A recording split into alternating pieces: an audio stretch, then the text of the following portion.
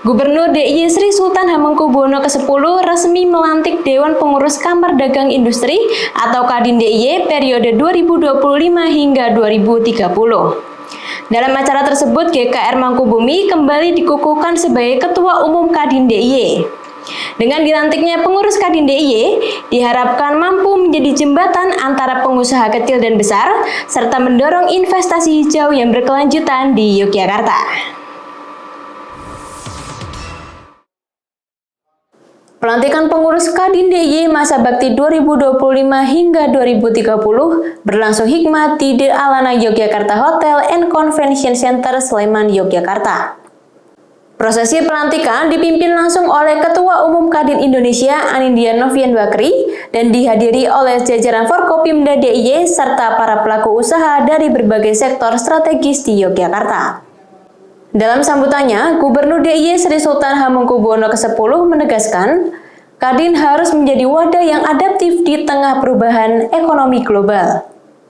Beliau menuturkan, ekonomi DIY tumbuh dari denyut kehidupan rakyat, mulai dari sektor pangan sebagai akar ketahanan, pariwisata sebagai wajah peradaban, ekonomi kreatif sebagai jiwa, serta manufaktur dan industri kecil sebagai otot penggerak kesejahteraan.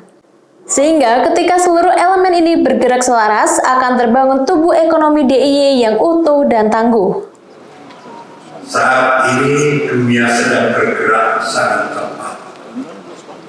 Rantai pasok bergeser, pola konsumsi berubah, teknologi berkembang tanpa jeda, dan persaingan tidak lagi mengenal batas wilayah. Namun di tengah perubahan sebesar apapun, satu hal yang tetap konstan,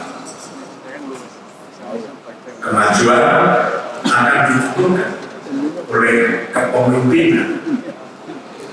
Demikian peran leadership di dunia industri bukan semata-mata mesin, bukan sekedar modal, tetapi ketajaman rasa, kejernihan akal, dan kebijaksanaan dalam mengambil keputusan.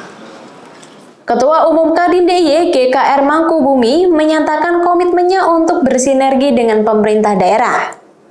Salah satu fokus utamanya adalah pemberdayaan UMKM dan penarikan investasi hijau yang ramah lingkungan serta melibatkan masyarakat lokal. Apresiasi juga datang dari Ketua Umum Kadin Indonesia Anindya Novian Bakri.